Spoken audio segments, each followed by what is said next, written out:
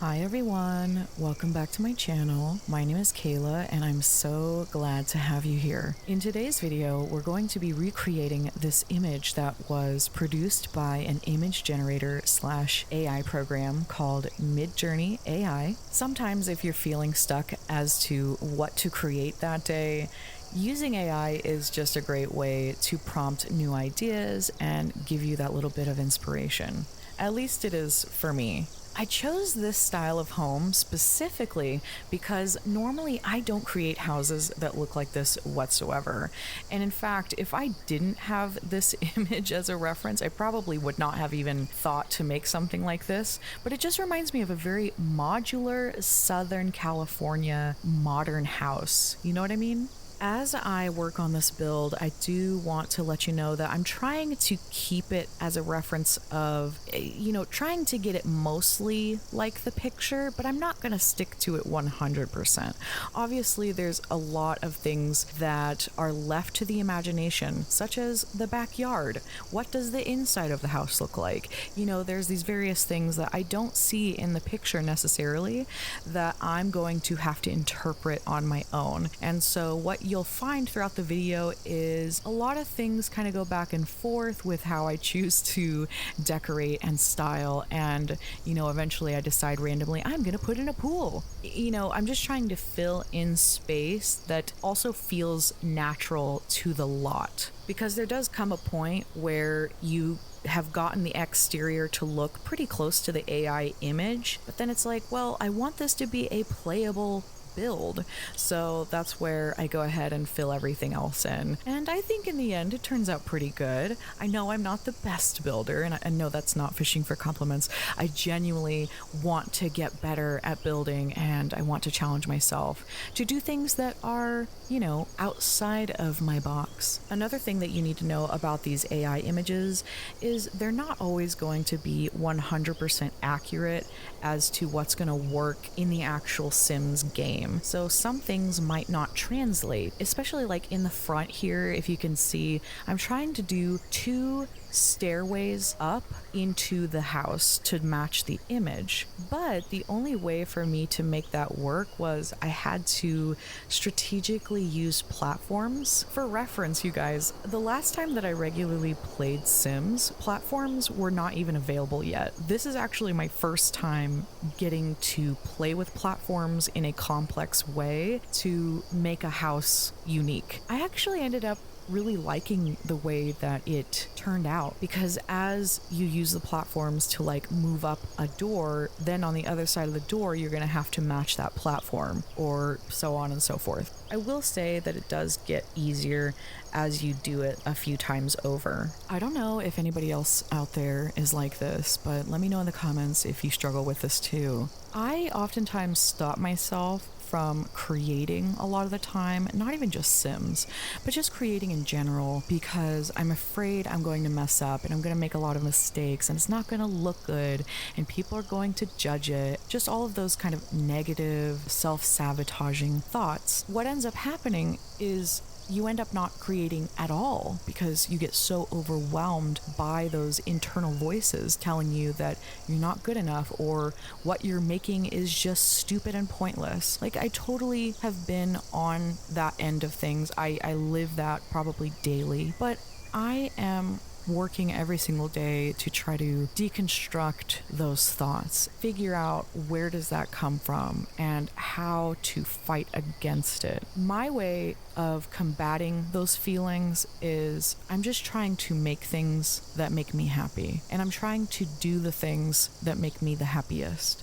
because Sims for me is such a soothing game that none of this, like recording and doing a voiceover and talking to you guys about like what I made, none of it feels like work to me. It just feels like another hobby. It feels like something fun, and I enjoy it so much. But I just want to say to those of you out there that sometimes struggle to bring yourself to even get on the computer and sit down and build something, if you're scared to build or you are afraid to challenge yourself to make the next more complicated thing, it's better to create than to not have created at all. just create. I mean, even if you do go on there and you make something and you make a house that you're not super proud of, like, hey, but you made that. The fact that you did that at all is going to create a progression of your skill. And so there's positivity that emanates from that. I think that's important to remember, is that even though you are creating and you're not super happy with it, it doesn't mean that someone else is not going to enjoy that. You don't know the possibilities or the transactions that can happen when you do nothing at all. If at first you place something down, whether it be a room or the decor or the paint swatches, whatever, if you don't like it, if something feels off, all you have to do is give it a little bit more time, give yourself grace, keep going. Remember that these things evolve over time. The other part of it to remember is that some of us can't imagine rooms without first seeing it. Like, we need to see the mock-up of it. We need it to visually be somewhere on paper. And when you lay it down, oh, I have a reference point now, and I need to change it to this. Don't be afraid to throw stuff out there, and if it doesn't work, that's okay. It doesn't make you a bad builder. It doesn't make you a bad designer. It's just the way that you work. And remember that some of the best artwork comes from just taking your time. I've been running into issues recording. I am still trying to work this stuff out, but let me tell you, any YouTuber or anybody that makes video content has to have some kind of ridiculously large external storage of some sort. I was storing videos on my iCloud.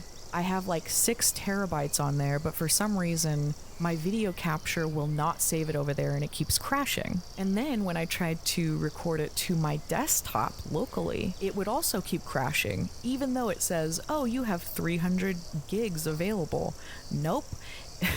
When you try to record, you have no memory. This whole recording and YouTube thing is going to require some beefy storage because this computer obviously can't handle it, and I specifically bought a computer with like the most RAM that you could possibly get in one, plus as much storage as I could. I literally pay so much money for this stuff every month. Anyways, it's just frustrating, and I'm sure anybody out there that makes videos, like, you've went through this process, like, you probably laughing because this is such a newbie thing to do. But yeah, I'm getting it now that I gotta go invest in some local storage, and then, you know, maybe recording my Sims builds is gonna get easier from there. For the exterior of the house, like I said, I wanted to try to match the photo as much as I could, but that does give me some leniency to play around a little bit. So I did end up changing some things here and there, but for the interior,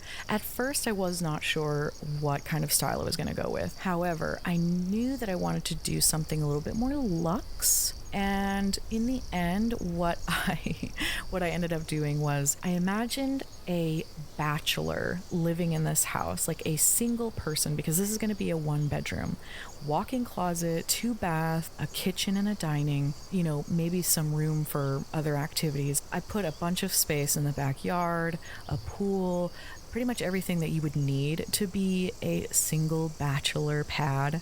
With all of those things in mind is how I decided to go ahead and make everything feel ultra expensive. And you know how sometimes you'll watch those celebrity house tours where everything is kind of monochromatic and very neutral and everything kind of blends into the walls so that whatever kind of artwork just pops out at you?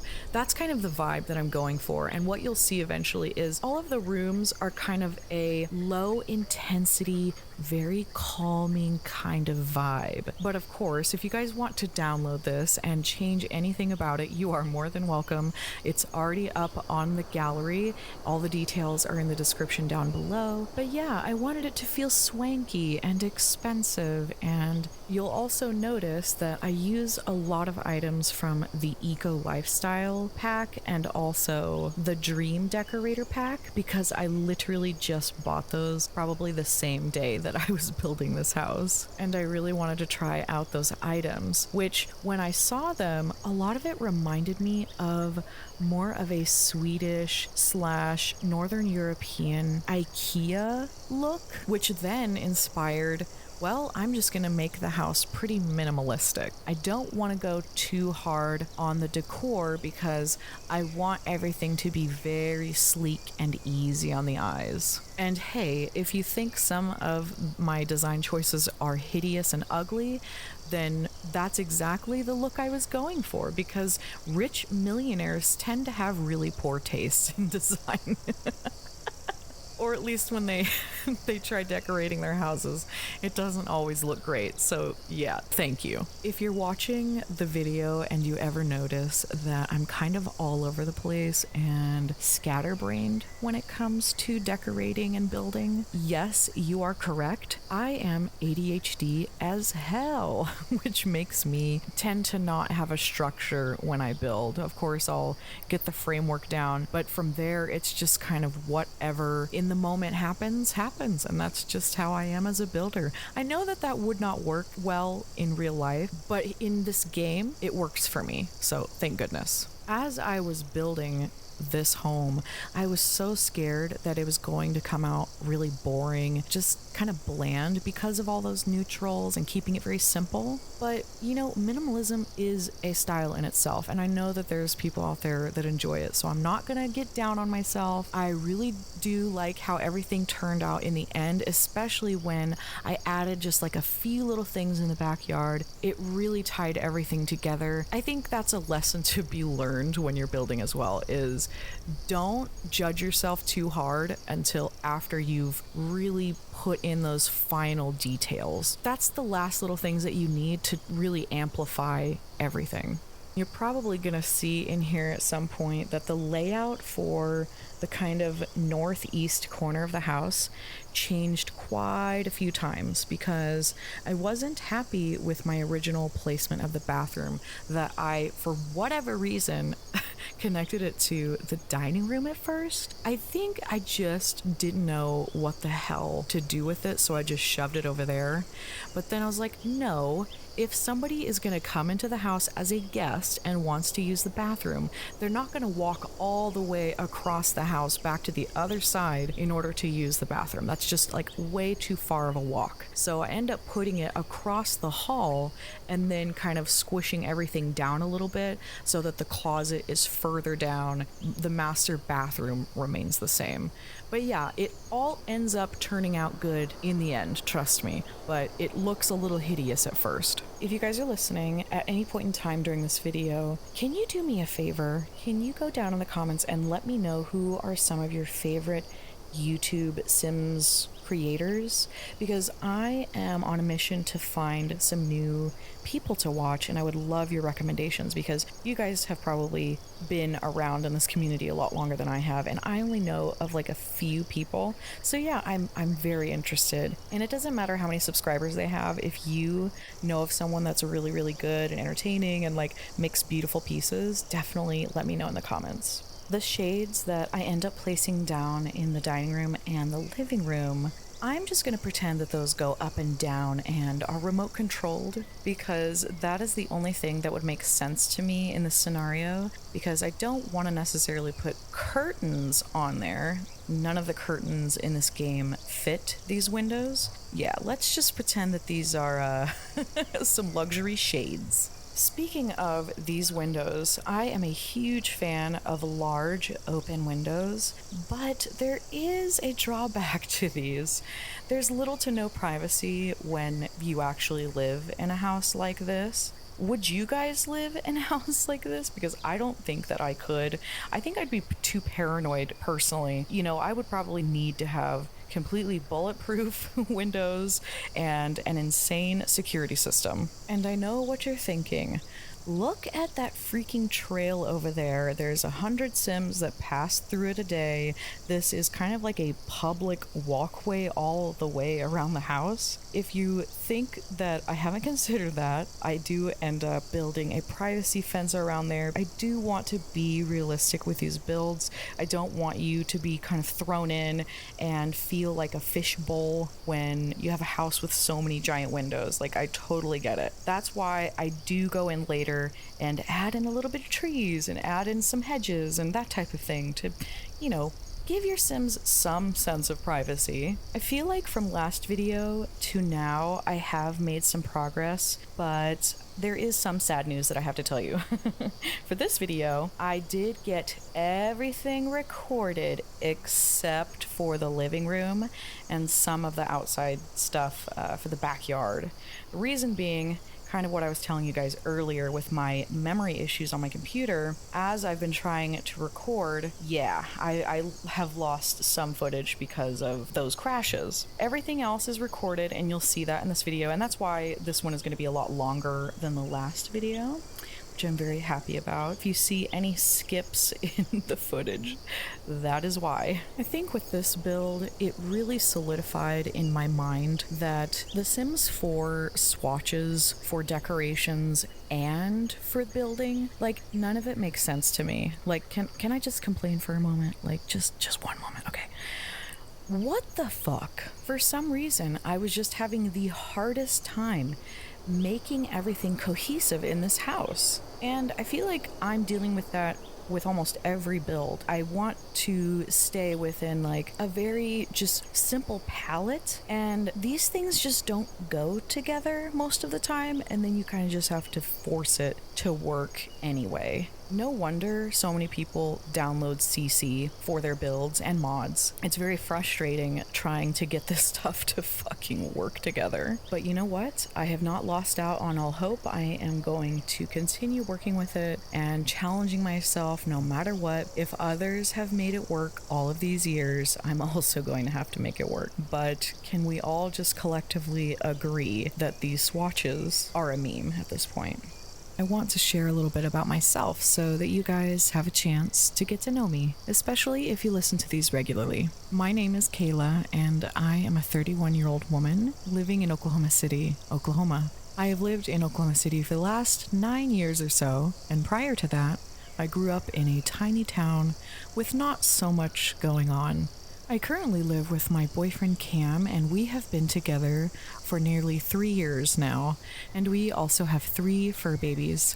We have a male short-haired black cat named Beans, like the baked beans, a female calico long-haired kitty named Ripley, but we normally just call her Tilly. And last but not least, my boyfriend's senior short-haired white chihuahua named Isaac.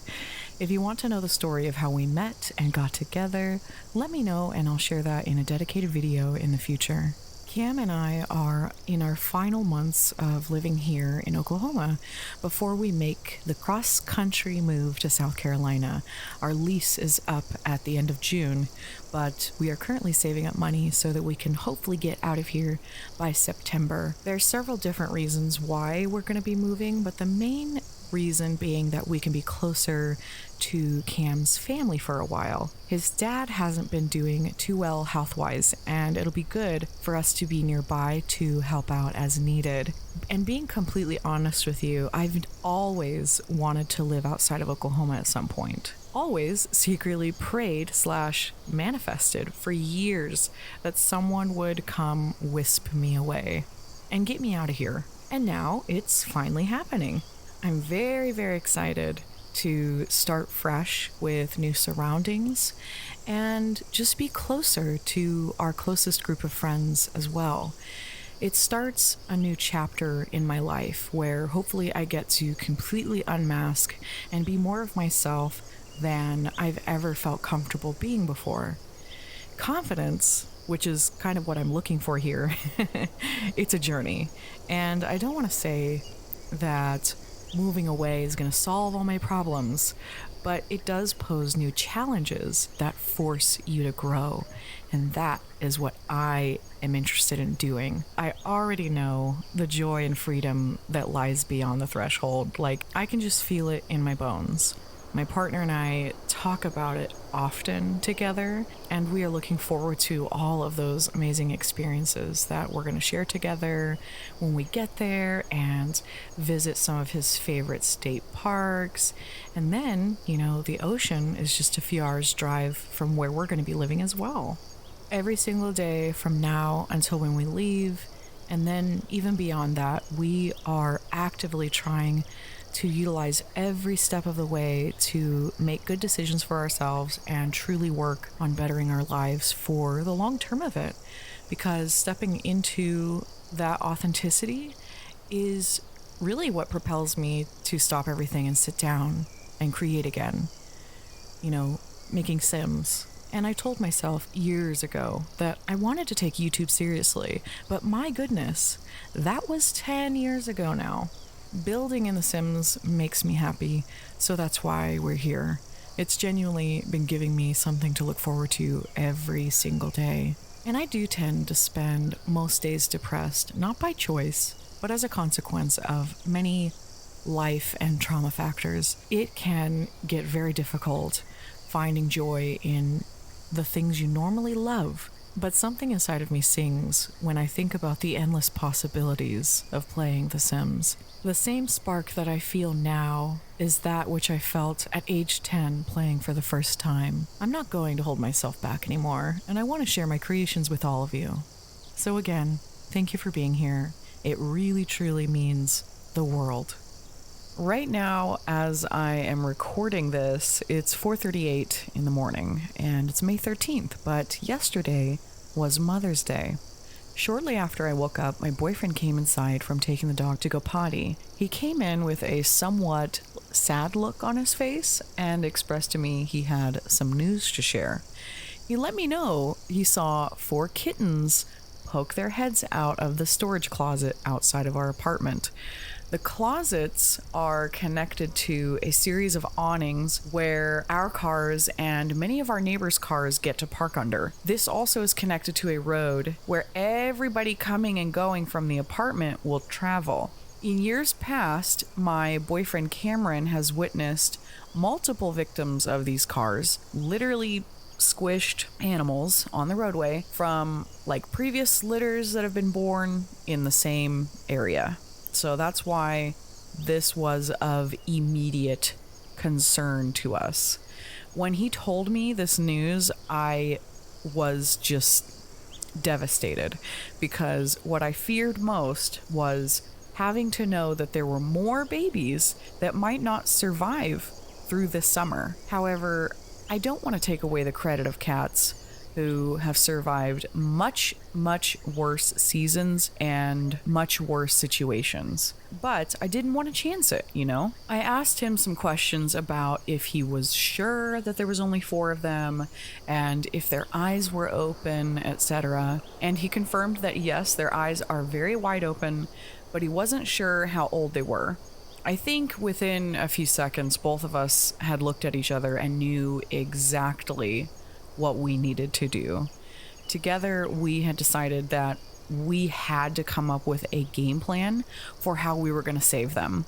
The only problem is their mama is feral, and they might still be nursing depending on how old they are. Cam took me outside, and we made a few mama and kitten calls that are pretty universal. It is the...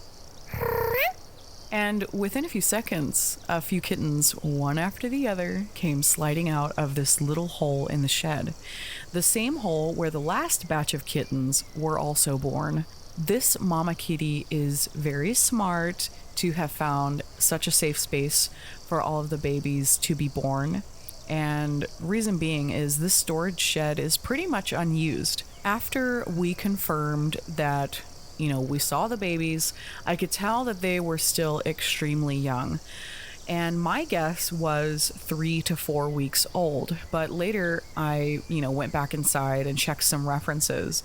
And based on how their teeth are present, how much their eyes are developed, and how far they can see, as well as how active they are, I can confidently say that they are roughly 4 to 4.5 weeks old. Our game plan was to bring the mama cat and the kittens into the house after setting up a makeshift foster pen using my empty walk-in closet. Of course, I was going to let mama cat walk around my room and have that space, but just leave the kitties in the closet space. I had actually just packed up my closet completely a few weeks ago to get rid of some things and make our cross-country move a lot easier. At first I thought, okay, if we can get the mama cat in the house, then maybe we can bathe her and then let her continue to nurse the babies for a little while, as long as possible. But in the meantime, we could get her an appointment to get in to be fixed, get her shots, and all of that stuff. One of the drawbacks of having mama cat in the house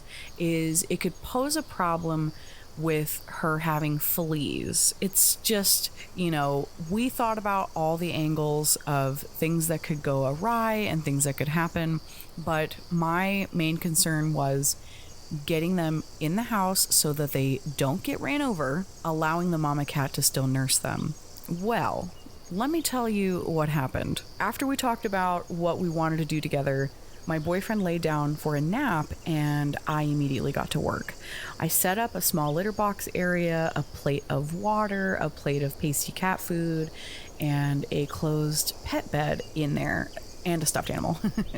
The temperature in there is well regulated, well ventilated, and we are keeping the room pretty low lighting since they are only used to pitch black or very little light coming in where that they've been staying. I did some additional cleaning in the house as well. I vacuumed, did some dishes today, and I also cleaned our other cats' litter boxes.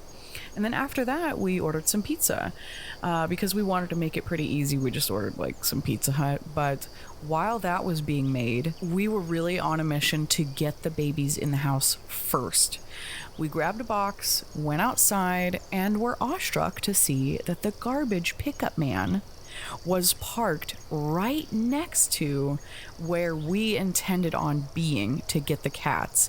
And if he saw us messing around with these cats, we were so not in the mood to be dealing with him, because he has given us crap in the past for just other things, which is like, dude, it's none of your business. Walk away. Both of us had just decided in that moment, hey, let's give this some time.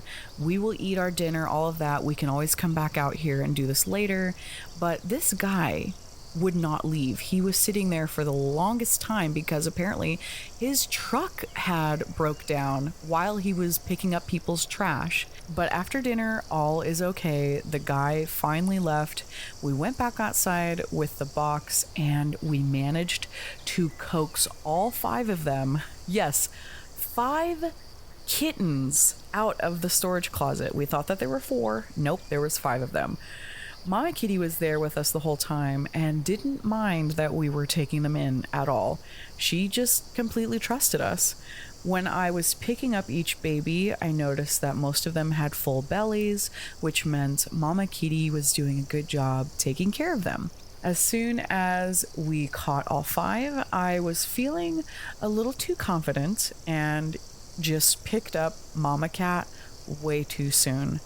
When I grabbed her and was holding her, at first she was fine with it, but when we were walking, she just didn't understand because I don't think that she's used to being picked up. My plan was to just walk her back to the room where her kittens were and show her that, hey, they're here, they're safe. But as we were walking back to the apartment, she was jumping out of my arms and freaking out, and I really didn't want to lose control. But really that was my mistake because I spooked her. She ended up running away and keeping her distance from us because obviously that was very scary and probably triggered her pretty hardcore, which I still feel really bad about, like even now as I'm recording this, because I hate the idea that like we've lost all her trust and we won't be able to get her in the house anymore. Between the both of us, we decided if we can't get Mama Kitty to come into the house to be with the kittens, then we're just going to go ahead and supplement the milk anyway. That's the plan. Is I'm gonna go to the pet store as soon as I can tomorrow, or today I should say, because it's now 5 something in the morning. But I'm gonna go to the pet store and get them some milk supplements, get them some kitten food, and make sure that we can take care of them regardless. Really, again, the most important thing for me was just to get them out of the environment that was going to pose a risk to their lives, because literally where they were at is just a mere couple feet away from where 2 trucks like to go full blast down the road. It's crazy how fast people are driving in this neighborhood. But anyways, you get the idea. Getting the kittens into their little foster station was interesting because this is the first true time that we get to see all of them at once compared to each other. You could start to see the little quirks and differences in their personalities as well as their coats. There are 2 gray marbled tabbies, 1 calico with a prominent defined front white portion, an orange tabby, and an all black marbled kitten. Pretty much a little bit of everything. Mama Cat is a long-haired calico, and if we can guess the correct father of these kittens, he is like a short hair gray tabby. And these babies are also probably not going to grow to be very big because both mama and daddy have super small frames. What I did to see if the kittens were going to be interested in the soft food was I went ahead and put a tiny bit on my finger and placed that in front of their noses. And right away, I had 3 kittens that were like all over that. They went over to the little food plate and were eating like crazy. So I was very pleased to see that. Their initial cries in reaction to like us meowing at them, like standing there, they were very loud, and it almost freaked me out that our neighbors might hear them through the walls. But seriously, I kid you not, as soon as we walked away from them and turned off most of the lights, they all got super quiet and chilled out, and it's been like that ever since. After that, I waited to check on them again until about 4 in the morning because I was starting to feel a little nervous that they had ran out of food or something. But I walked in there and I removed the little fence that I created using this small whiteboard calendar thing and simply laid my head down on the floor in front of them, just like laid down as close as I could to their little faces as they'd let me, and I used my hand to play with them for a few, and I watched the dynamics between them.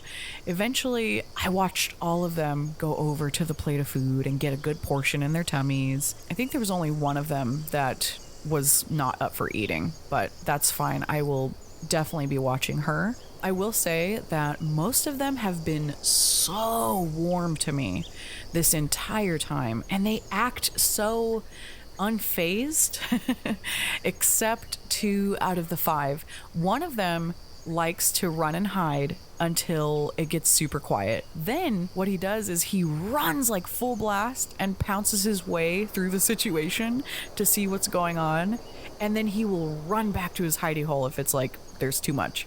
The other one will sit out in front of me and is totally fine with being close to me, but doesn't like it when I try to invade his space or like come close to him. That one has the punchiest hiss noise, and it's so cute, but it scares me every single time.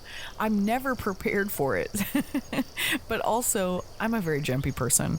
The other 3 are just so gosh darn adorable and sweet.